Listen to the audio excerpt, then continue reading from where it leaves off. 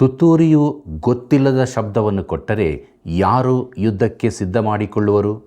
ಈ ದಿನಗಳಲ್ಲಿ ನಮಗೆ ಸ್ಪಷ್ಟವಾಗಿ ಸುವಾರ್ತೆಯನ್ನು ಬೋಧಿಸುವವರು ಬೇಕಾಗಿದ್ದಾರೆ.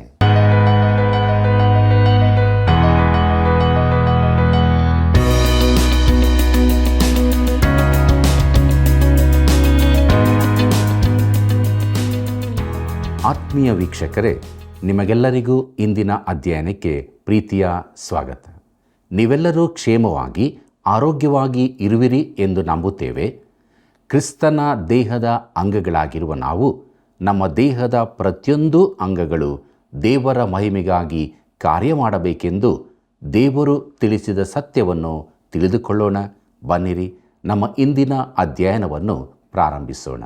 ಕರ್ತನಲ್ಲಿ ಪ್ರೀತಿಯುಳ್ಳ ಸಹೋದರ ಸಹೋದರಿಯರೇ, ಗುರುವಿಗಿಂತ ಶಿಷ್ಯನು ದೊಡ್ಡವನಲ್ಲ, ದಣಿಗಿಂತ ಆಳು ದೊಡ್ಡವನಲ್ಲ ಎಂಬುದಾಗಿ ಹೇಳಿದಂಥ ನಮ್ಮ ರಕ್ಷಕನಾದ ಯೇಸು ಕ್ರಿಸ್ತನ ಅತೀ ಪರಿಶುದ್ಧವುಳ್ಳ ನಾಮದಲ್ಲಿ ನಿಮ್ಮೆಲ್ಲರಿಗೂ ನನ್ನ ಹೃದಯಪೂರ್ವಕವಾದ ಪ್ರೀತಿಯ ವಂದನೆಗಳು. ಪ್ರಿಯರೇ, ಕೊರಿಂಥದವರಿಗೆ ಬರೆದ ಮೊದಲನೇ ಪತ್ರಿಕೆಯ 14ನೇ ಅಧ್ಯಾಯದ ಧ್ಯಾನವನ್ನು ನಾವು ಪ್ರಾರಂಭಿಸುವಾಗ ಇದರ ಮುಖ್ಯ ಪ್ರಸ್ತಾಪ ವರಗಳ ಬಳಕೆ ಎಂಬುದಾಗಿದೆ. ಪ್ರಿಯರೇ, ನಾವು ಆತ್ಮಿಕ ವರಗಳ ಕುರಿತಾದ ಭಾಗವನ್ನು ಧ್ಯಾನಿಸುತ್ತಿದ್ದೇವೆ. 12ನೇ ಅಧ್ಯಾಯದಲ್ಲಿ ವರಗಳು ಕೊಡಲ್ಪಡುವುದನ್ನು ನೋಡಿದೆವು. ವಿವಿಧತೆಯಲ್ಲಿ ಏಕತೆಯನ್ನು ಕಾಪಾಡಿಕೊಳ್ಳುವುದಕ್ಕಾಗಿ ಸಭೆಗೆ ವರಗಳು ಕೊಡಲ್ಪಟ್ಟಿವೆ. ಪ್ರತಿ ಸದಸ್ಯನಿಗೂ ಬೇರೆಯೇ ವರ ಕೊಡಲ್ಪಟ್ಟಿದೆ. ಆದರೆ ಅನೇಕ ಅಂಗಗಳುಳ್ಳ ಶರೀರ ಒಂದೇಯಾಗಿ ಕಾರ್ಯ ಮಾಡುವಂತೆ ಎಲ್ಲ ವರಗಳು ಒಟ್ಟಾಗಿ ಕಾರ್ಯ ಮಾಡಬೇಕು. ಕಣ್ಣು ಮಾಡುವುದನ್ನು ಕಿವಿ ಮಾಡಲಾಗದು, ಕಿವಿ ಮಾಡುವುದನ್ನು ಕಣ್ಣು ಮಾಡಲಾಗದು. ಪ್ರತಿಯೊಂದು ತನ್ನದೇ ರೀತಿಯಲ್ಲಿ ಕಾರ್ಯವೆಸಗಬೇಕು. ಪ್ರೀತಿಯುಳ್ಳ ದೇವಜನರೇ, ಪರಿಶುದ್ಧಾತ್ಮನಿಂದ ನಾವು ಕ್ರಿಸ್ತನ ದೇಹದಲ್ಲಿ ಇರಿಸಲ್ಪಟ್ಟಿದ್ದೇವೆ. ನಾವು ಉತ್ತಮ ವರವನ್ನು ಆಶಿಸಬೇಕೆಂದು ಪೌಲನು 12ನೇ ಅಧ್ಯಾಯದಲ್ಲಿ ಹೇಳಿರುತ್ತಾನೆ. ಅದಕ್ಕಿಂತಲೂ ಉತ್ಕೃಷ್ಟವಾದ ಮಾರ್ಗವನ್ನು ತೋರಿಸುವೆನೆಂದು ಕೂಡ ಹೇಳುತ್ತಾನೆ. ಇದು ಪ್ರೀತಿಯ ದಾರಿ. ಕೊರಿಂಥದವರಿಗೆ ಬರೆದಂಥ ಮೊದಲನೇ ಪತ್ರಿಕೆಯ 13ನೇ ಅಧ್ಯಾಯವಿಡೀ ಪ್ರೀತಿಯ ಕುರಿತಾಗಿದೆ. ಪ್ರೀತಿ ಎಲ್ಲಕ್ಕಿಂತಲೂ ಶ್ರೇಷ್ಠವಾದದ್ದು ಮತ್ತು ನಾವು ಪ್ರೀತಿಯನ್ನು ಅಭ್ಯಾಸ ಮಾಡಬೇಕೆಂದು ತಿಳಿಸುತ್ತಾ ಆ ಅಧ್ಯಾಯವನ್ನು ಮುಗಿಸುತ್ತಾನೆ. ಮುಂದಕ್ಕೆ ನೋಡೋಣ. ವಾಣಿಗಳನ್ನಾಡುವ ವರಕ್ಕಿಂತ ಪ್ರವಾದನೆಯ ವರವು ಹೆಚ್ಚಿನದು ಎಂಬುದಾಗಿ ಪೌಲನು ಮುಂದುವರಿದು ನಾವು ಪ್ರೀತಿಯನ್ನು ಅಭ್ಯಾಸ ಮಾಡಬೇಕೆಂದು ಹೇಳುತ್ತಾನೆ. ಆದರೆ ಆತ್ಮಿಕ ವರಗಳನ್ನು ಬಯಸಬೇಕೆಂದು ಹೇಳುತ್ತಾನೆ. ಕೊರಿಂಥದವರಿಗೆ ಬರೆದ ಮೊದಲನೇ ಪತ್ರಿಕೆ 14ನೇ ಅಧ್ಯಾಯ 1ನೇ ವಚನವನ್ನು ಗಮನಿಸಿರಿ.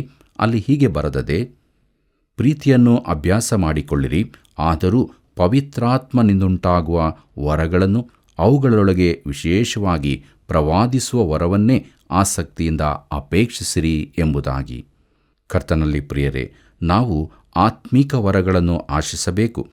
ಕ್ರೈಸ್ತನೊಬ್ಬನು ಹೀಗೆ ಆಶಿಸದಿದ್ದರೆ ಅದು ವಿಚಿತ್ರವಾದದ್ದಾಗಿರುತ್ತದೆ. ಆದರೆ ಪ್ರವಾದಿಸುವ ವರವನ್ನೇ ಆಸಕ್ತಿಯಿಂದ ಅಪೇಕ್ಷಿಸಿರಿ. ಪ್ರವಾದಿಸುವುದೆಂದರೆ ದೇವರ ವಾಕ್ಯವನ್ನು ಬೋಧಿಸುವುದು, ಅದನ್ನು ಜ್ಞಾನಪೂರ್ವಕವಾಗಿ ವಿವರಿಸುವುದು. ಪ್ರಿಯರೇ, ಪವಿತ್ರಾತ್ಮನು ಕೊಡುವ ವರಗಳಿಗೂ ಫಲಕ್ಕೂ ಇರುವ ವ್ಯತ್ಯಾಸವನ್ನು ತಿಳಿಸುತ್ತಾನೆ.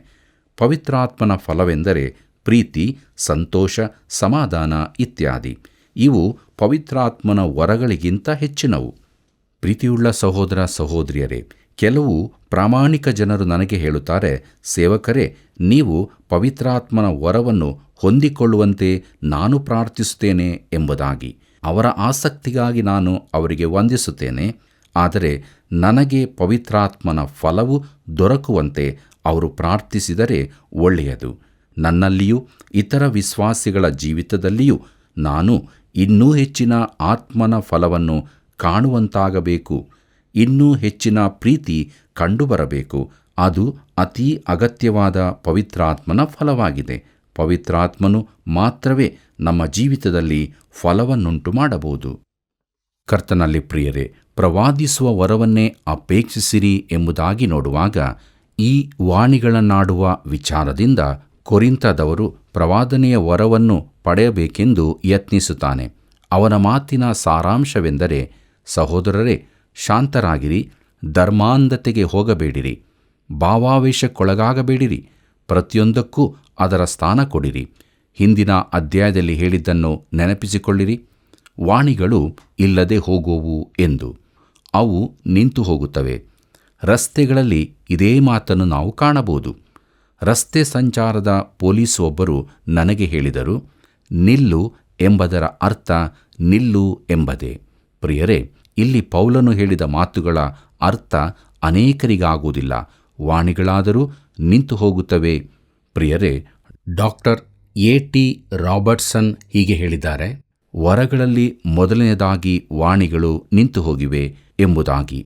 ಆದಿಸಭಾ ಪಿತೃಗಳಲ್ಲಿ ಒಬ್ಬರಾದ ಕ್ರಿಸ್ತೋತ್ತಮನು 3-4ನೇ ಶತಮಾನಗಳಲ್ಲಿದ್ದವರು ಹೀಗೆ ಬರೆಯುತ್ತಾರೆ, ಈ ಇಡೀ ಭಾಗವು ಅಸ್ಪಷ್ಟವಾಗಿದೆ.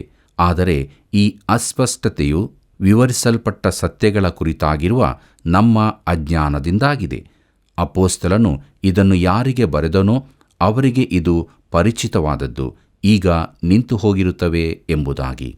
ಪ್ರೀತಿಯುಳ್ಳ ದೇವಜನರೇ, ಯೇಸು ಅನ್ಯ ಭಾಷೆಗಳಲ್ಲಿ ಮಾತಾಡಲಿಲ್ಲವೆಂಬುದನ್ನು ಗಮನಿಸತಕ್ಕ ಅಂಶವಾಗಿದೆ.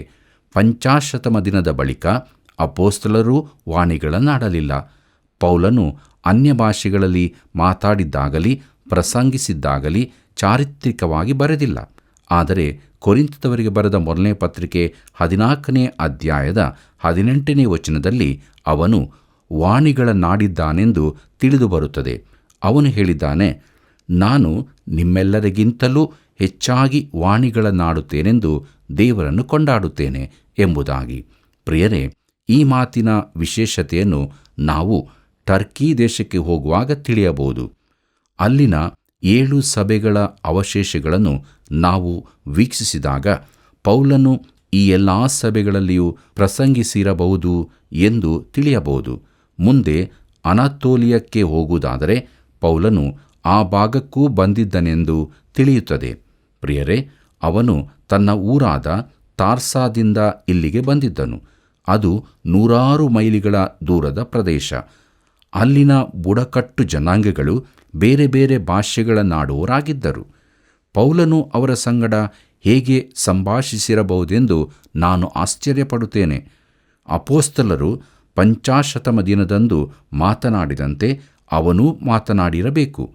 ಪ್ರತಿಯೊಬ್ಬ ಕೇಳುಗನು ತನ್ನ ತನ್ನ ಸ್ವಂತ ಭಾಷೆಯಲ್ಲಿ ಅದನ್ನು ಕೇಳಿರಬೇಕು. ಕೊರಿಂಥದವರಿಗೆ ಬಹುಶಃ ಅವನು ಹೇಳಿರಬಹುದು, ನಿಮಗೆ ವಾಣಿಗಳನ್ನಾಡಬೇಕೆಂದಿದ್ದರೆ ಸುವಾರ್ತಾ ಸ್ಥಳಗಳಿಗೆ ಹೋಗಿ ಅಲ್ಲಿನ ಜನರ ಭಾಷೆಯಲ್ಲಿ ಮಾತನಾಡಲು ಪ್ರಯತ್ನಿಸಿರಿ ಎಂಬುದಾಗಿ. ಪ್ರಿಯರೇ, ಲೋಕದಲ್ಲಿ ತಿಳಿದಿರುವ ಎಲ್ಲ ಭಾಷೆಗಳಲ್ಲಿ ಸತ್ಯವೇದವನ್ನು ಭಾಷಾಂತರಿಸಬೇಕೆಂದು ಪ್ರಯತ್ನಿಸುವ ವೈಕ್ಲಿಫ್ ಸತ್ಯವೇದ ಭಾಷಾಂತರಗಾರರಿರುವ ಸಂಸ್ಥೆಗಳನ್ನು ದೇವರು ಎಬ್ಬಿಸಿದ್ದಾನೆ. ನಾನು ತಿಳಿದಿರುವ ಅತೀ ದೊಡ್ಡ ವಾಣಿಗಳ ಚಳವಳಿ ಇದೇ ಆಗಿರುತ್ತದೆ.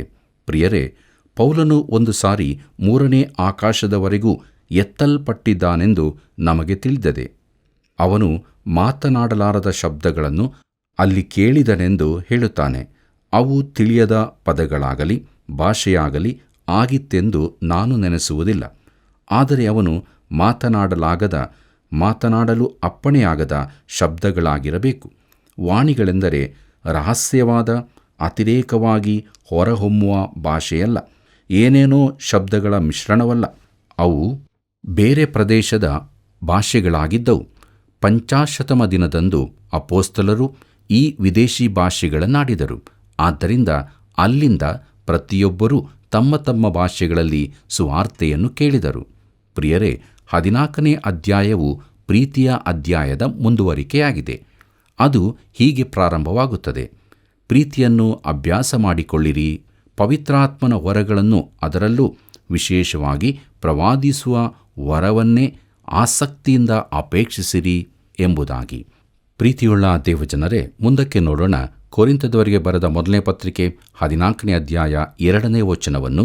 ಅಲ್ಲಿ ಹೀಗೆ ಬರೆದದೆ, ವಾಣಿಯನ್ನಾಡುವವನು ದೇವರ ಸಂಗಡ ಮಾತನಾಡುತ್ತಾನೆ ಹೊರತು ಮನುಷ್ಯರ ಸಂಗಡ ಆಡುವುದಿಲ್ಲ. ಅವನು ಆತ್ಮಪ್ರೇರಿತನಾಗಿ ರಹಸ್ಯಾರ್ಥಗಳನ್ನು ನುಡಿಯುತ್ತಿದ್ದರೂ ಯಾರೂ ತಿಳುಕೊಳ್ಳುವುದಿಲ್ಲ ಎಂಬುದಾಗಿ. ಪ್ರಿಯರೇ, ವಾಣಿಯನ್ನಾಡುವವನ ಮಾತು ಇತರರಿಗೆ ಅರ್ಥವಾಗದ್ದರಿಂದ ಅಲ್ಲಿನವರಿಗೆ ತಿಳಿಯದ ಭಾಷೆಯಲ್ಲಿ ಅವನು ಮಾತನಾಡಬಾರದು. ಅರ್ಥ ವಿವರಿಸುವರಿದ್ದರೆ ಸರಿ. ಪೌಲನು 3 ವರಗಳ ಕುರಿತು ಒತ್ತಿ ಹೇಳುತ್ತಾನೆಂಬುದನ್ನು ಈ ಅಧ್ಯಾಯದಲ್ಲಿ ತಿಳಿಯಬಹುದು. ಅದಾವುದೆಂದರೆ ಪ್ರವಾದನೆ, ವಾಣಿಗಳು, ವಾಣಿಗಳ ಅರ್ಥ ಹೇಳುವುದು. ಪ್ರಿಯರೇ, ಈ 3 ಅಧ್ಯಾಯಗಳಲ್ಲದೆ ಬೇರೆಲ್ಲಿಯೂ ವಾಣಿಗಳ ಕುರಿತ ಪ್ರಸ್ತಾಪ ಬಹಳ ಕಡಿಮೆ ಎಂಬುದನ್ನು ನೀವು ಗಮನಿಸಿದ್ದೀರೋ? ಮಾರ್ಕನು ಬರೆದ ಸುವಾರ್ತೆ 16ನೇ ಅಧ್ಯಾಯ 17ನೇ ವಚನ, ಅಪೊಸ್ತಲ ಕೃತ್ಯಗಳು 2ನೇ ಅಧ್ಯಾಯ 3, 4 ಮತ್ತು 11ನೇ ವಚನ, 10ನೇ ಅಧ್ಯಾಯ 4 ಮತ್ತು 6ನೇ ವಚನ ಹಾಗೂ 19ನೇ ಅಧ್ಯಾಯ 6ನೇ ವಚನದಲ್ಲಿ ಈ ಕುರಿತ ಪ್ರಸ್ತಾಪವನ್ನು ನೋಡುತ್ತೇವೆ. ಕೊರ್ನೇಲ್ಯನು ಅವನ ಮನೆಯವರು ವಾಣಿಗಳನ್ನಾಡಿದರು. ಆದ್ದರಿಂದ ವಾಣಿಗಳು ಕೃಪೆಯ ಯುಗದ ಆರಂಭ ಭಾಗದಲ್ಲಿ ಇತ್ತೆಂದು ತಿಳಿಯುತ್ತೇವೆ. ಪ್ರತಿ ಸಾರಿ ವಾಣಿಗಳುಂಟಾದಾಗಲೂ ಅದು ಈ ಸಂದರ್ಭದಲ್ಲಿ ಮಾತ್ರ ಇದ್ದವು. ಇಸ್ರಾಯೇಲರಿಗೆ ಸುವಾರ್ತೆ ತಿಳಿಸಲ್ಪಟ್ಟ 50ಮ ದಿನದಂದು ವಾಣಿಗಳನ್ನಾಡಿದರು. ಯಹೂದ್ಯರಲ್ಲದವರಿಗೆ ಸುವಾರ್ತೆ ತೆರೆಯಲ್ಪಟ್ಟಾಗ ಕೊರ್ನೇಲ್ಯನ ಮನೆಯಲ್ಲಿ ವಾಣಿಗಳನ್ನಾಡಿದರು. ಸುವಾರ್ತೆಯು ಲೋಕದ ಕಟ್ಟಕಡೆಯವರೆಗೆ ತಲುಪುವ ಸಂದರ್ಭದಲ್ಲಿ ಎಫೆಸದಲ್ಲಿ ವಾಣಿಗಳನ್ನಾಡಲಾಯಿತು. ಈ 3 ವಿಶೇಷ ಸಂದರ್ಭಗಳಲ್ಲಿ ಮಾತ್ರ ನಾವು ನೋಡುತ್ತೇವೆ. ಪ್ರಿಯರೇ, ವಾಣಿಯನ್ನಾಡುವವನು ದೇವರ ಸಂಗಡ ಮಾತನಾಡುತ್ತಾನೆ ಹೊರತು ಮನುಷ್ಯರ ಸಂಗಡ ಆಡುವುದಿಲ್ಲ. ಅವನು ಆತ್ಮ ಪ್ರೇರಿತನಾಗಿ ರಹಸ್ಯಾರ್ಥಗಳನ್ನು ನುಡಿಯುತ್ತಿದ್ದರೂ ಯಾರೂ ತಿಳುಕೊಳ್ಳುವುದಿಲ್ಲ, ಬೇರೆಯವರಿಗೆ ಅದು ಅರ್ಥವಾಗುವುದಿಲ್ಲ. ಕೊರಿಂಥದವರಿಗೆ ಬರೆದ 1ನೇ ಪತ್ರಿಕೆ 14ನೇ ಅಧ್ಯಾಯ 3ನೇ ವಚನ ಹೀಗೆ ಹೇಳುತ್ತದೆ: ಪ್ರವಾದಿಸುವವನಾದರೂ ಮನುಷ್ಯರ ಸಂಗಡ ಮಾತನಾಡುವವನಾಗಿ ಅವರಿಗೆ ಭಕ್ತಿವೃದ್ಧಿಯನ್ನು, ಪ್ರೋತ್ಸಾಹವನ್ನು, ಸಂತೈಸುವಿಕೆಯನ್ನು ಉಂಟುಮಾಡುತ್ತಾನೆ ಎಂಬುದಾಗಿ. ಪ್ರಿಯರೇ, ಪೌಲನು ಪ್ರವಾದನೆಯ ವರವನ್ನು ಒತ್ತಿ ಹೇಳುತ್ತಾನೆ. ಅವರಿಗೆ ಸಂತೋಷವನ್ನುಂಟು ಮಾಡುವ ವಾಣಿಗಳ ವರಕ್ಕಾಗಿ ಆಶಿಸದೆ ದೇವರ ವಾಕ್ಯವನ್ನೇ ತಿಳಿಸಿರಿ. ಅದು ಭಕ್ತಿವೃದ್ಧಿಯನ್ನು, ಪ್ರೋತ್ಸಾಹವನ್ನು, ಸಂತೈಸುವಿಕೆಯನ್ನು ಉಂಟುಮಾಡುತ್ತದೆ. ಮುಂದಕ್ಕೆ ನೋಡೋಣ. ಕೊರಿಂಥದವರಿಗೆ ಬರೆದ 1ನೇ ಪತ್ರಿಕೆ 14ನೇ ಅಧ್ಯಾಯ 4ನೇ ವಚನವನ್ನು. ಅಲ್ಲಿ ಹೀಗೆ ಬರೆದದೆ: ವಾಣಿಯನ್ನಾಡುವವನು ತನಗೆ ಮಾತ್ರ ಭಕ್ತಿವೃದ್ಧಿಯನ್ನುಂಟು ಮಾಡುತ್ತಾನೆ, ಪ್ರವಾದಿಸುವವನು ಸಭೆಗೆ ಭಕ್ತಿವೃದ್ಧಿಯನ್ನುಂಟು ಮಾಡುತ್ತಾನೆ ಎಂಬುದಾಗಿ. ಪ್ರೀತಿಯುಳ್ಳ ದೇವಜನರೇ, ಒಬ್ಬನು ವಾಣಿಯನ್ನಾಡುವಾಗ ಅದು ಸ್ವಾರ್ಥತರವಾದ ವರವಾಗಿದೆ. ಆದರೆ ಪ್ರವಾದನೆ ಅಥವಾ ಬೋಧಿಸುವುದು ಸಭೆಯ ಭಕ್ತಿವೃದ್ಧಿಯನ್ನುಂಟು ಮಾಡುತ್ತದೆ. ಕೊರಿಂಥದವರಿಗೆ ಬರೆದ 1ನೇ ಪತ್ರಿಕೆ 14ನೇ ಅಧ್ಯಾಯ 5ನೇ ವಚನವನ್ನು ಗಮನಿಸಿರಿ. ಅಲ್ಲಿ ಹೀಗೆ ಬರೆದದೆ: ನೀವೆಲ್ಲರೂ ವಾಣಿಗಳನ್ನಾಡಬೇಕೆಂದು ನಾನು ಅಪೇಕ್ಷಿಸಿದರೂ ಅದಕ್ಕಿಂತಲೂ ನೀವು ಪ್ರವಾದಿಸಬೇಕೆಂಬುದೇ ನನ್ನಿಷ್ಟ. ವಾಣಿಗಳನ್ನಾಡುವವನು ಸಭೆಗೆ ಭಕ್ತಿವೃದ್ಧಿಯಾಗುವುದಕ್ಕಾಗಿ ಆ ವಾಣಿಯ ಅರ್ಥವನ್ನು ಹೇಳದೇ ಹೋದರೆ ಅವನಿಗಿಂತ ಪ್ರವಾದಿಸುವವನು ಶ್ರೇಷ್ಠ ಎಂಬುದಾಗಿ. ಕರ್ತನಲ್ಲಿ ಪ್ರಿಯರೇ, ಪ್ರವಾದನೆಯು ದೇವರ ವಾಕ್ಯವನ್ನು ತಿಳಿಸುವಂತಾದು. ವಾಣಿಗಳನ್ನಾಡುವ ಕೂಟ ವಿಶೇಷವಾದದ್ದಲ್ಲ, ಆದರೆ ವಾಕ್ಯ ಅಭ್ಯಾಸವು ವಿಶೇಷವಾದದ್ದು. ಪ್ರವಾದಿಸುವವನು ಅಂದರೆ ಬೋಧಿಸುವವನು ವಾಣಿಗಳ ಅರ್ಥವನ್ನು ಹೇಳುವನಿಲ್ಲದೆ ವಾಣಿಗಳನ್ನಾಡಬಾರದು, ಇಲ್ಲವಾದರೆ ಕಲಿಯುವುದು ಅಸಾಧ್ಯ.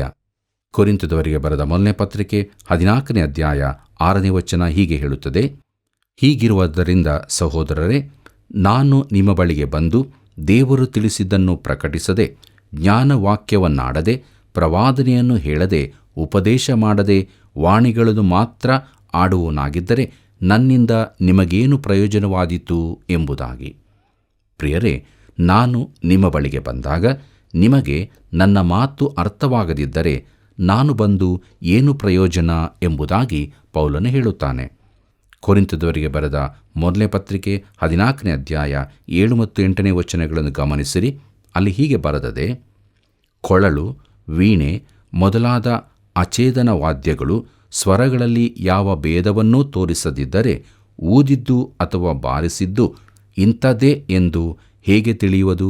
ತುತ್ತೂರಿಯು ಗೊತ್ತಿಲ್ಲದ ಶಬ್ದವನ್ನು ಕೊಟ್ಟರೆ ಯಾರು ಯುದ್ಧಕ್ಕೆ ಸಿದ್ಧ ಮಾಡಿಕೊಳ್ಳುವರು ಎಂಬುದಾಗಿ. ಪ್ರೀತಿಯುಳ್ಳ ಸಹೋದರ ಸಹೋದರಿಯರೇ, ವಾಣಿಗಳನ್ನಾಡುವವರು ಶಬ್ದ ಮಾಡುವಂತೆ ನಾನು ಒಂದು ಸಂಗೀತೋಪಕರಣ ನುಡಿಸಬಲ್ಲವನಾಗಿದ್ದರೆ ಒಳ್ಳೆಯದಿತ್ತೆಂದು ಅನೇಕ ಬಾರಿ ಭಾವಿಸಿದ್ದೇನೆ. ನನಗೆ ಸಂಗೀತದ ಸ್ವರಗಳನ್ನು ಓದಲು ಬಾರದಿದ್ದರೂ ಸಂಗೀತದ ಒಳ್ಳೆಯ ಕಿವಿ ಇಲ್ಲದಿದ್ದರೂ ಉಪಕರಣದಿಂದ ಶಬ್ದ ಹೊರಡಿಸಬಹುದು, ಆದರೆ ಅದು ಕೇವಲ ಅರ್ಥವಿಲ್ಲದ ಶಬ್ದವಾದೀತು. ಜೀವವಿಲ್ಲದ ಸಂಗೀತೋಪಕರಣ ಕೂಡ ಲೋಕದಲ್ಲಿ ಅರ್ಥವುಳ್ಳದಾಗಿರಬೇಕು. ತುತ್ತೂರಿಯು ಗೊತ್ತಿಲ್ಲದ ಶಬ್ದವನ್ನು ಕೊಟ್ಟರೆ ಯಾರು ಯುದ್ಧಕ್ಕೆ ಸಿದ್ಧ ಮಾಡಿಕೊಳ್ಳುವರು? ತುತ್ತೂರಿಯು ಸೈನಿಕರನ್ನು ಯುದ್ಧಕ್ಕೆ ಸಿದ್ಧ ಮಾಡುವಂಥದ್ದಾಗಿದೆ. ಈ ದಿನಗಳಲ್ಲಿ ನಮಗೆ ಸ್ಪಷ್ಟವಾಗಿ ಸುವಾರ್ತೆಯನ್ನು ಬೋಧಿಸುವವರು ಬೇಕಾಗಿದ್ದಾರೆ. ಕೊರಿಂಥದವರಿಗೆ ಬರೆದ ಮೊದಲನೇ ಪತ್ರಿಕೆ 14ನೇ ಅಧ್ಯಾಯ 9ನೇ ವಚನವನ್ನು ಗಮನಿಸಿರಿ. ಅಲ್ಲಿ ನಾವು ಹೀಗೆ ನೋಡುತ್ತೇವೆ, ಹಾಗೆಯೇ ನೀವು ತಿಳಿಯಬಹುದಾದ ಭಾಷೆಯನ್ನು ಬಾಯಿಂದ ಆಡದೇ ಹೋದರೆ ನಿಮ್ಮ ಮಾತಿನ ಅರ್ಥವನ್ನು ಹೇಗೆ ತಿಳಿಯುವುದು? ನೀವು ಗಾಳಿಯ ಸಂಗಡ ಮಾತಾಡಿದ ಹಾಗಿರುವುದಷ್ಟೇ ಎಂಬುದಾಗಿ. ಪ್ರೀತಿಯುಳ್ಳ ದೇವಜನರೇ, ಪೌಲನು ಹೇಳುತ್ತಿದ್ದಾನೆ, ನಾವು ಇದನ್ನು ಸಾಕು ಮಾಡೋಣ, ಅರ್ಥವಾಗುವ ರೀತಿಯಲ್ಲಿ ವರ್ತಿಸೋಣ ಎಂಬುದಾಗಿ. ಕೊರಿಂಥದವರಿಗೆ ಬರೆದ ಮೊದಲನೇ ಪತ್ರಿಕೆ 14ನೇ ಅಧ್ಯಾಯ 10ನೇ ವಚನದಿಂದ 12ನೇ ವಚನದವರೆಗೆ ಗಮನಿಸಿರಿ. ಅಲ್ಲಿ ನಾವು ಹೀಗೆ ನೋಡುತ್ತೇವೆ, ಲೋಕದಲ್ಲಿ ಎಷ್ಟು ವಿಧವಾದ ಭಾಷೆಗಳಿದ್ದರೂ ಅವುಗಳಲ್ಲಿ ಒಂದಾದರೂ ಅರ್ಥವಿಲ್ಲದಾಗಿರುವುದಿಲ್ಲ. ಭಾಷೆಯ ಅರ್ಥವು ನನಗೆ ತಿಳಿಯದಿದ್ದರೆ ಮಾತಾಡುವವನಿಗೆ ನಾನು ಅನ್ಯ ದೇಶದವನಂತಿರುವೆನು, ಮಾತಾಡುವವನು ನನಗೆ ಅನ್ಯ ದೇಶದವನಂತಿರುವನು. ಹಾಗೆಯೇ ನೀವು ಆತ್ಮಪ್ರೇರಿತವಾದ ನುಡಿಗಳನ್ನಾಡುವುದಕ್ಕೆ ಅಪೇಕ್ಷಿಸುವವರಾಗಿರುವುದರಿಂದ ಸಭೆಗೆ ಭಕ್ತಿವೃದ್ಧಿ ಉಂಟಾಗುವ ಹಾಗೆ ಅದಕ್ಕಿಂತಲೂ ಹೆಚ್ಚಾದದನ್ನು ಮಾಡುವುದಕ್ಕೆ ಪ್ರಯತ್ನಿಸಿರಿ ಎಂಬುದಾಗಿ. ಪ್ರೀತಿಯುಳ್ಳ ಸಹೋದರ ಸಹೋದರಿಯರೇ, ಲೋಕದಲ್ಲಿ ಅನೇಕ ಭಾಷೆಗಳಿವೆ. ಒಂದೇ ಭಾಷೆ ಮಾತನಾಡದವರಲ್ಲಿ ಸರಿಯಾದ ಸಂಪರ್ಕವಿರುವುದಿಲ್ಲ. ಸಭೆಯಲ್ಲಿನ ಯಾವನಿಗೂ ಅರ್ಥವಾಗದ ಭಾಷೆಯಲ್ಲಿ ನೀನು ಮಾತನಾಡಿದರೆ ಅದು ಸಭೆಯ ಜನರಲ್ಲಿ ಭಕ್ತಿವೃದ್ಧಿಯನ್ನುಂಟು ಮಾಡಲು ಹೇಗೆ ಸಾಧ್ಯ? ಇದು ಪ್ರಾಮುಖ್ಯವಾದ ವಿಚಾರ. ಅದು ವಿಶ್ವಾಸಿಗಳನ್ನು ಕಟ್ಟುವಂತಾದೋ? ಕೊರಿಂಥದವರಿಗೆ ಬರೆದ ಮೊದಲನೇ ಪತ್ರಿಕೆ 14ನೇ ಅಧ್ಯಾಯ 13ನೇ ವಚನ ಹೀಗೆ ಹೇಳುತ್ತದೆ, ಆದುದರಿಂದ ವಾಣಿಯನ್ನಾಡುವವನು ತನಗೆ ಅದರ ಅರ್ಥವನ್ನು ಹೇಳುವ ಶಕ್ತಿಯೂ ಉಂಟಾಗಬೇಕೆಂದು ದೇವರನ್ನು ಪ್ರಾರ್ಥಿಸಲಿ ಎಂಬುದಾಗಿ. ಪ್ರೀತಿಯುಳ್ಳ ದೇವಜನರೇ, ವಾಣಿಯ ಮೂಲಕ ಮಾತಾಡಿದ್ದನ್ನು ಅರ್ಥ ವಿವರಿಸಬೇಕು. ಇಲ್ಲವಾದರೆ ಅದು ಯಾರಿಗೂ ಯಾವ ಅರ್ಥವನ್ನು ಕೊಡುವುದಿಲ್ಲ. ವಾಣಿಯನ್ನಾಡುವವನೇ ಅರ್ಥ ಹೇಳಲಾಗದಿದ್ದರೆ ಅರ್ಥವನ್ನು ತಿಳಿಸುವ ವರವಿರುವನೊಬ್ಬನು ಅಲ್ಲಿ ಇರಬೇಕು. ಮುಂದಕ್ಕೆ ನೋಡೋಣ. ಕೊರಿಂಥದವರಿಗೆ ಬರೆದ ಮೊದಲನೇ ಪತ್ರಿಕೆ 14ನೇ ಅಧ್ಯಾಯ 14ನೇ ವಚನವನ್ನು. ಅಲ್ಲಿ ಹೀಗೆ ಬರೆದದೆ, ಯಾಕಂದರೆ ನಾನು ವಾಣಿಯನ್ನಾಡುತ್ತಾ ದೇವರನ್ನು ಪ್ರಾರ್ಥಿಸಿದರೆ ನನ್ನಾತ್ಮವು ಪ್ರಾರ್ಥಿಸುವುದೇ ಹೊರತು ನನ್ನ ಬುದ್ಧಿ ನಿಷ್ಫಲವಾಗಿರುವುದು ಎಂಬುದಾಗಿ. ಪ್ರೀತಿಯುಳ್ಳ ದೇವಜನರೇ, ತಮ್ಮ ವೈಯಕ್ತಿಕ ಧ್ಯಾನದಲ್ಲಿ ವಾಣಿಗಳನ್ನಾಡುತ್ತೇವೆಂದು ಹೇಳುವವರಿಗೆ ಇದು ತಕ್ಕ ಉತ್ತರವಾಗಿದೆ. ಅದರ ಸರಿಯಾದ ಅರ್ಥ ತಿಳಿದುಕೊಳ್ಳಲಾಗದಿದ್ದರೆ ಅದರಿಂದ ಯಾವ ಆತ್ಮೀಯ ಪ್ರಯೋಜನವೂ ದೊರೆಯಲಾರದು. ಅಂದರೆ ಪವಿತ್ರಾತ್ಮನು ನಿನ್ನೊಂದಿಗೆ ವ್ಯವಹರಿಸುತ್ತಿಲ್ಲವೆಂದಾಯಿತು. ನಿನಗೆ ಪ್ರಯೋಜನವಾದರೂ ಅದು ಕೇವಲ ಮಾನಸಿಕವಾದದ್ದು, ನಿಮ್ಮ ಗ್ರಹಿಕೆ ಪೂರ್ತಿಯಾಗಿರುವುದಿಲ್ಲವೆಂದು ಪೌಲನು ಹೇಳುತ್ತಾನೆ. ಕೊರಿಂಥದವರಿಗೆ ಬರೆದ ಮೊದಲನೇ ಪತ್ರಿಕೆ 14ನೇ ಅಧ್ಯಾಯ 15 ಮತ್ತು 16ನೇ ವಚನಗಳನ್ನು ಗಮನಿಸಿರಿ. ಅಲ್ಲಿ ನಾವು ಹೀಗೆ ನೋಡುತ್ತೇವೆ, ನಾನು ಆತ್ಮದಿಂದ ಪ್ರಾರ್ಥಿಸುವೆನು, ಬುದ್ಧಿಯಿಂದಲೂ ಪ್ರಾರ್ಥಿಸುವೆನು, ಆತ್ಮದಿಂದ ಹಾಡುವೆನು, ಬುದ್ಧಿಯಿಂದಲೂ ಹಾಡುವೆನು. ನೀನು ಆತ್ಮದಿಂದ ಮಾತ್ರ ದೇವರ ಸ್ತೋತ್ರ ಮಾಡಿದರೆ ಆ ವರವನ್ನು ಹೊಂದದಿರುವ ಸಭೆಯವನಿಗೆ ನೀನು ಹೇಳಿದ್ದು ತಿಳಿಯದೇ ಇರುವುದರಿಂದ ನೀನು ಮಾಡುವ ಕೃತಜ್ಞತಾಸ್ತುತಿಗೆ ಅವನು ಆಮೇನ್ ಎಂದು ಹೇಗೆ ಹೇಳಾನು? ಪ್ರಿಯ ಸ್ನೇಹಿತನೇ, ನಿನ್ನ ಸಹೋದರನು ಆಮೇನ್ ಎಂದು ಹೇಳಲಿಕ್ಕಾಗುವಂತೆ ಪ್ರಯೋಜನಕರವಾದದನ್ನು ಮಾತನಾಡುವುದು ತುಂಬ ಒಳ್ಳೆಯದು. ಕೊರಿಂಥದವರಿಗೆ ಬರೆದ ಮೊದಲನೇ ಪತ್ರಿಕೆ 14ನೇ ಅಧ್ಯಾಯ 17ನೇ ವಚನದಿಂದ 19ನೇ ವಚನದವರೆಗೆ ಗಮನಿಸಿರಿ. ಅಲ್ಲಿ ನಾವು ಹೀಗೆ ನೋಡುತ್ತೇವೆ, ನೀನಂತೂ ಚೆನ್ನಾಗಿ ಕೃತಜ್ಞತಾಸ್ತುತಿ ಮಾಡುತ್ತಿ, ಹೌದು, ಆದರೆ ಬೇರೊಬ್ಬನು ಭಕ್ತಿವೃದ್ಧಿ ಹೊಂದುವುದಿಲ್ಲ. ನಾನು ನಿಮ್ಮೆಲ್ಲರಿಗಿಂತಲೂ ಹೆಚ್ಚಾಗಿ ವಾಣಿಗಳನ್ನಾಡುತ್ತೇನೆಂದು ದೇವರನ್ನು ಕೊಂಡಾಡುತ್ತೇನೆ. ಆದರೂ ಸಭೆಯಲ್ಲಿ ವಾಣಿಯಿಂದ 10,000 ಮಾತುಗಳನ್ನಾಡುವುದಕ್ಕಿಂತ ನನ್ನ ಬುದ್ಧಿಯಿಂದ 5 ಮಾತುಗಳನ್ನಾಡಿ ಇತರರಿಗೆ ಉಪದೇಶ ಮಾಡುವುದು ನನಗೆ ಇಷ್ಟವಾದದ್ದು ಎಂಬುದಾಗಿ. ಪ್ರಿಯರೇ, ಒಬ್ಬ ಸೌವಾರ್ತಿಕನಾಗಿ ನಾನು ಹಲವಾರು ಭಾಷೆಗಳಲ್ಲಿ ಮಾತನಾಡಿದ್ದೇನೆಂದು ಪೌಲನ ಮಾತಿನ ಅರ್ಥವಾಗಿದೆ. ಒಂದು ವೇಳೆ ಅದಕ್ಕಿಂತಲೂ ಹೆಚ್ಚು ಇರಬಹುದು. ಅವನು ಸುವಾರ್ತಾ ಪ್ರದೇಶಗಳಲ್ಲಿ ಬುಡಕಟ್ಟು ಜನರ ನಡುವೆ ಇರುವಾಗ ಅವನಿಗೆ ಅವರ ಭಾಷೆ ತಿಳಿಯುತ್ತಿರಲಿಲ್ಲ. ಅವರಿಗೂ ಅವನ ಭಾಷೆ ಅರ್ಥವಾಗುತ್ತಿರಲಿಲ್ಲ. ಆಗ ಅವನು ಅವರ ಭಾಷೆಯಲ್ಲಿ ಮಾತನಾಡಿದನು, ಅದು ಅರ್ಥವಾಯಿತು. ಆದರೆ ಒಂದು ವೇಳೆ ಪೌಲನಿಗೆ ಅದು ಅರ್ಥವಾಗಿರಲಿಕ್ಕಿಲ್ಲ. ಆದರೆ ಅವನದೇ ಭಾಷೆ ಮಾತನಾಡುವ ಸಭೆಯಲ್ಲಿ ಅವನಿರುವಾಗ ಎಲ್ಲವೂ ಅರ್ಥ ಮಾಡಿಕೊಳ್ಳಬಲ್ಲ ಭಾಷೆಯಲ್ಲಿ ಮಾತನಾಡುತ್ತಾನೆ. ಕೊರಿಂಥದವರಿಗೆ ಬರೆದ ಮೊದಲನೇ ಪತ್ರಿಕೆ 14ನೇ ಅಧ್ಯಾಯ 20ನೇ ವಚನ ಹೀಗೆ ಹೇಳುತ್ತದೆ: ಸಹೋದರರೇ, ಬುದ್ಧಿಯ ವಿಷಯದಲ್ಲಿ ಬಾಲಕರಾಗಿರಬೇಡಿರಿ, ಕೆಟ್ಟತನದ ವಿಷಯದಲ್ಲಿ ಶಿಶುಗಳಾಗಿಯೇ ಇದ್ದು ಬುದ್ಧಿಯ ವಿಷಯದಲ್ಲಿ ಪ್ರಾಯಸ್ಥರಾಗಿರಬೇಕು ಎಂಬುದಾಗಿ. ಪ್ರೀತಿಯುಳ್ಳ ದೈವಜನರೇ, ಅವನು ಕೊರಿಂಥದವರನ್ನು ಪುನಃ ಛೇಡಿಸುತ್ತಾನೆ. ಅವನು ಅವರನ್ನು ಶರೀರಾಭಾವದೀನರೆಂದು ಕ್ರಿಸ್ತನಲ್ಲಿ ಹಸುಗೂಸುಗಳೆಂದು ಕರೆದಿದ್ದನು. ಈಗ ಅವರನ್ನು ಮಕ್ಕಳಂತೆ ವರ್ತಿಸಬೇಡಿರಿ ಎಂದು ಹೇಳುತ್ತಿದ್ದಾನೆ. ಕೊರಿಂಥದವರಿಗೆ ಬರೆದ ಮೊದಲನೇ ಪತ್ರಿಕೆ 14ನೇ ಅಧ್ಯಾಯ 21ನೇ ವಚನವನ್ನು ಗಮನಿಸಿರಿ. ಅಲ್ಲಿ ಹೀಗೆ ಬರೆದದೆ: ಅನ್ಯ ಭಾಷೆಯವರ ಮೂಲಕವಾಗಿಯೂ ಪರದೇಶಸ್ಥರ ನಾಲಿಗೆಯಿಂದಲೂ ನಾನು ಈ ಜನರ ಸಂಗಡ ಮಾತನಾಡುವೆನು. ಆದರೂ ಅವರು ನನ್ನ ಮಾತಿಗೆ ಕಿವಿಗೊಡುವುದಿಲ್ಲವೆಂದು ಕರ್ತನು ಹೇಳುತ್ತಾನೆಂಬುದಾಗಿ ಧರ್ಮಶಾಸ್ತ್ರದಲ್ಲಿ ಬರೆದದೆ ಎಂಬುದಾಗಿ. ಪ್ರೀತಿಯುಳ್ಳ ದೇವಜನರೇ, ಅವನ ಅರ್ಥ ಜನರಿಗೆ ಅರ್ಥವಾಗುವ ಭಾಷೆಯೆಂದು. ನಾನು ಬೇರೆ ಜನರೊಡನೆ ಅವರ ಭಾಷೆಯಲ್ಲಿ ಮಾತನಾಡುತ್ತೇನೆ ಎಂದು ಹೇಳುತ್ತಾನೆ. ಕೊರಿಂಥದವರಿಗೆ ಬರೆದ ಮೊದಲನೇ ಪತ್ರಿಕೆ 14ನೇ ಅಧ್ಯಾಯ 22ನೇ ವಚನವನ್ನು ಗಮನಿಸಿರಿ. ಅಲ್ಲಿ ನಾವು ಹೀಗೆ ನೋಡುತ್ತೇವೆ: ಆದದರಿಂದ ವಾಣಿಗಳನ್ನಾಡುವುದು ನಂಬದವರಿಗೆ ಸೂಚನೆಯಾಗಿದೆ, ಹೊರತು ನಂಬುವವರಿಗೆ ಸೂಚನೆಯಲ್ಲವೆಂದು ನಾವು ತಿಳುಕೊಳ್ಳಬೇಕು. ಆದರೆ ಪ್ರವಾದನೆಯು ನಂಬದವರಿಗೋಸ್ಕರವಲ್ಲ, ನಂಬುವವರಿಗೋಸ್ಕರವಾಗಿದೆ ಎಂಬುದಾಗಿ. ಪ್ರೀತಿಯುಳ್ಳ ಸಹೋದರ ಸಹೋದರಿಯರೇ, ಅವನ ಮಾತಿನ ಅರ್ಥ ಹೀಗಿದೆ: ನಾನು ಸುವಾರ್ತಾ ಪ್ರದೇಶಗಳಿಗೆ ಹೋದಾಗ ಪಿಸಿದ್ಯದ, ಅಂತಿಯೋಕ್ಯ ಎಂದು ನೆನೆಸಿರಿ. ಅವರು ಬೇರಾವುದೋ ಭಾಷೆ ಮಾತನಾಡುತ್ತಿದ್ದರು. ಆಗ ನಾನು ಅವರದೇ ಭಾಷೆಯಲ್ಲಿ ಮಾತನಾಡಿದೆ. ಅವರದೇ ಭಾಷೆಯಲ್ಲಿ ನಾನು ಸುವಾರ್ತೆಯನ್ನು ತಿಳಿಸಿದಾಗ ಅವರು ನಂಬಿದರು. ಈಗ ಅವರನ್ನು ಇಸ್ರಾಯೇಲ್ಯರ ದೇಶದಲ್ಲಿ ಸಂಧಿಸುವಾಗ ಅವರು ತಿಳಿದಿರುವ ಭಾಷೆಯಲ್ಲೇ ಅವರ ಸಂಗಡ ಮಾತನಾಡುತ್ತೇನೆ. ಅದು ನನಗೂ ತಿಳಿದಿರುತ್ತದೆ. ಆದ್ದರಿಂದ ನಾನು ಪ್ರವಾದಿಸುವನಾದೆನು, ಅಂದರೆ ಅವರಿಗೆ ದೇವರ ವಾಕ್ಯವನ್ನು ಬೋಧಿಸಿದೆನು ಎಂಬುದಾಗಿ. ಮುಂದಕ್ಕೆ ನೋಡೋಣ. ಯಾವುದೇ ವರವನ್ನು ಉಪಯೋಗಿಸಲು ಸ್ಥಳೀಯ ಸಭೆಯಲ್ಲಿನ ಕ್ರಮ ಎಂಬುದಾಗಿ. ಕೊರಿಂಥದವರಿಗೆ ಬರೆದ ಮೊದಲನೇ ಪತ್ರಿಕೆ 14ನೇ ಅಧ್ಯಾಯ 23ನೇ ವಚನ ಹೀಗೆ ಹೇಳುತ್ತದೆ: ಹೀಗಿರುವಲ್ಲಿ ಸಭೆಯೆಲ್ಲ ಒಂದೇ ಸ್ಥಳದಲ್ಲಿ ಕೂಡಿ ಬಂದಾಗ ಎಲ್ಲರೂ ವಾಣಿಗಳನ್ನಾಡಿದರೆ ಈ ವರವನ್ನು ಹೊಂದದಿರುವ ಸಭೆಯವರು ಅಥವಾ ಕ್ರಿಸ್ತ ನಂಬಿಕೆ ಇಲ್ಲದವರು ಒಳಗೆ ಬಂದು ನೋಡಿ, ನಿಮಗೆ ಹುಚ್ಚು ಹಿಡಿದದೆ ಎಂದು ಹೇಳುವುದಿಲ್ಲವೋ ಎಂಬುದಾಗಿ.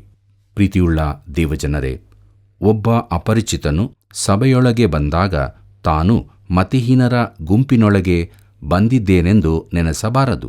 ನಮಗೆ ಈ ದಿನಗಳಲ್ಲಿ ಅತ್ಯಗತ್ಯವಾಗಿ ಬೇಕಾಗಿರುವಂಥದ್ದು ಅರ್ಥವತ್ತಾದ, ತರ್ಕಬದ್ಧವಾದ ದೇವರ ವಾಕ್ಯದ ಬೋಧನೆಯಾಗಿದೆ.